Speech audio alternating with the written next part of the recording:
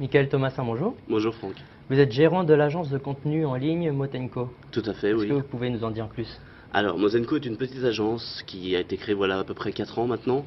Elle travaille sur tout ce qui est du domaine du contenu. Donc le contenu web à la fois dynamique et à la fois bien évidemment le contenu statique. Nous travaillons sur 3 axes, à savoir la rédaction et l'animation, qu'il s'agisse de sites professionnels ou de blogs corporate, ce que nous faisons de plus en plus. Le second axe, c'est la traduction. Donc à l'heure actuelle, nous avons une équipe de freelance qui peut à peu près prendre en charge 12 à 14 langues. Tout dépend bien évidemment des demandes du client et des besoins de celui-ci. Et nous travaillons sur le dernier axe qui est beaucoup plus dans le domaine de la création. Donc nous sommes entourés d'une équipe également de développeurs, tous freelance et tous spécialisés dans un axe de domaine, et qui peut, sur demande du client, créer un site pro ou créer, ce que nous faisons naturellement donc de plus en plus, un blog corporate, un blog professionnel. D'accord, donc vous travaillez sur une notion de réseau en fait, avec plusieurs freelances dans le monde entier, c'est ça? Dans le monde entier, tout à fait. Pour le domaine des traductions, par exemple, nous prenons uniquement des traducteurs qui ont comme langue maternelle la traduction, la langue cible, pardon. Par exemple, si je prends l'anglais, nous avons des traducteurs aux États-Unis, en Inde également. Si je prends l'hindou ou le bangla, nous avons des traducteurs donc au Bangladesh et en Inde également. Pour l'espagnol, nous avons l'Équateur, nous avons le Chili, nous avons des gens spécialisés dans un domaine de compétences également, puisque par exemple, nous avons travaillé récemment pour une société pharmaceutique qui nous a demandé la traduction d'un site au contenu extrêmement spécialisé. Dans ce cadre-là, nous faisons appel bien évidemment à des gens ayant un background et connaissant particulièrement bien le domaine de cible. Et c'est vrai que à chaque fois, nous arrivons à trouver des gens spécialisés, disponibles et qui peuvent travailler effectivement avec rapidité et réactivité. C'est ce que recherchent nos clients. D'accord, donc vous accompagnez aussi les clients de A à Z, c'est-à-dire de l'élaboration peut-être de la stratégie de communication au référencement du blog? Tout à fait. L'idée, en fait, c'est de pouvoir les suivre d'amont en aval. À partir du moment où un client nous demande, par exemple, de leur créer une communication, c'est-à-dire ils n'ont aucune présence visible sur Internet, nous pouvons les aider justement en les conseillant par rapport soit à nos propres prestations, soit aux prestations d'amis, de partenaires, de contacts que nous avons professionnellement parlant dans le monde du web, et leur dire effectivement, nous pouvons nous charger de ce petit domaine de compétences ou de ce grand domaine-là, et par contre nous vous conseillons éventuellement d'aller voir telle ou telle personne. Ou alors, si vous le désirez, puisque nous laissons bien évidemment nos clients la liberté de choix, et ce qui est important, nous pouvons dire, nous allons gérer intégralement votre projet de communication web, et nous allons prendre en charge tous les domaines d'amont en aval, et c'est à nous derrière, bien évidemment, avec tout un domaine, tout un système de workflow, bien évidemment, d'aller voir chaque prestataire et de pouvoir travailler ensemble dans la continuité et suivant les besoins du client bien évidemment sur le projet final.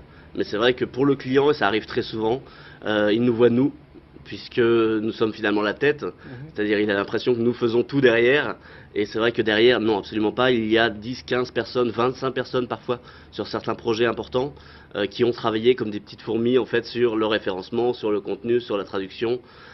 C'est dans l'idée justement de faciliter, je dirais, puisque nous travaillons éventuellement et beaucoup plus sur le domaine des PME et des freelances. Donc une PME et un freelance n'a pas le temps ni les moyens d'aller voir 25 millions de prestataires. Il a besoin d'aller voir un seul prestataire et que ce prestataire puisse lui dire banco, allons-y, ce site web, ce blog corporate, cette communication, ce référencement, nous pouvons le faire pour vous. Et derrière, bien évidemment, à nous d'aller voir chaque prestataire et de baisser les prix, de baisser les marges de chacun. Ça, c'est l'important. D'accord, et ça vous permet aussi d'être très flexible et réactif? Tout à fait, tout à fait. Puisqu'en fait, nous travaillons en réseau. Donc, comme je vous l'ai dit, nous avons des prestataires et des partenaires un petit peu partout de par le monde. Si un client, il est, imaginons, 21h, 22h sur Paris, avant de partir du bureau, il y a des clients qui travaillent tard, ils nous envoient une traduction, ils nous envoient un projet. Il nous est possible de répondre à ces traductions ou à ce projet web pendant la nuit. Le client est français, notre prestataire est au Bangladesh, ou il est en Inde, ou il peut être également donc en Équateur ou au Chili, avec le système du décalage horaire. Quand ce client va revenir à 8h le lendemain matin ou à 9h, il va avoir dans sa corbeille le projet web ou la traduction déjà faite. Ça, énormément de nos clients apprécient cette réactivité, apprécient cette rapidité. Très bien. Quelles sont les prochaines actualités pour Motenko? On en a énormément. Je crois que justement c'est l'avantage d'être freelance et l'avantage d'être indépendant, c'est qu'il vous faut être proactif. Les grandes agences, à la limite, vont suivre la mode, vont suivre les courants de tendance. Un freelance ne peut se permettre ce genre de choses, puisqu'un freelance doit beaucoup être plus à l'écoute de ses clients, il doit beaucoup plus suivre les besoins et les demandes non formulées de ses clients. C'est d'ailleurs pour ça que depuis 1 an et demi à peu près, nous traduisons beaucoup vers le chinois, qui est la langue mandarin justement est quelque chose qui fonctionne de plus en plus, qui marche de plus en plus, c'est un marché énorme. On a eu une demande client il y a 2 ans maintenant. En moins de 3 mois, nous avons opéré justement ce revirement, à savoir qu'avant, nous faisions beaucoup plus vers l'anglais, beaucoup plus vers l'allemand, vers les langues européennes et nordiques.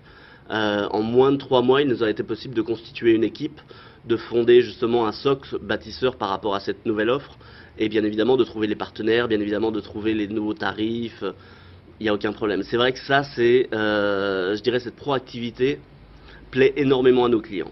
Il nous est possible, par exemple, je prends le cas d'une suite de blogs corporate sur lesquels nous travaillons pour la traduction à l'heure actuelle. J'ai vu qu'à un moment donné, l'auteur de ce blog était un petit peu fatigué, dans le sens où voilà, il produisait beaucoup moins, les contenus étaient peut-être de moindre qualité, ou la quantité était peut-être un petit peu insuffisante par rapport à ce que les lecteurs de ces blogs étaient habitués à voir.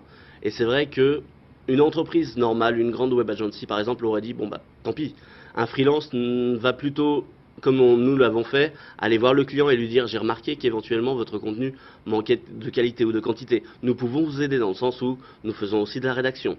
Ce client a été extrêmement content de voir que effectivement nous pouvons répondre à des besoins non exprimés, à des problématiques qu'il n'a peut-être pas pris encore en compte, mais sur lesquelles nous pouvons d'ores et déjà agir. Et ça, je crois que c'est important. D'accord, très bien. Bah écoutez Mickaël, je vous remercie beaucoup. Merci à vous.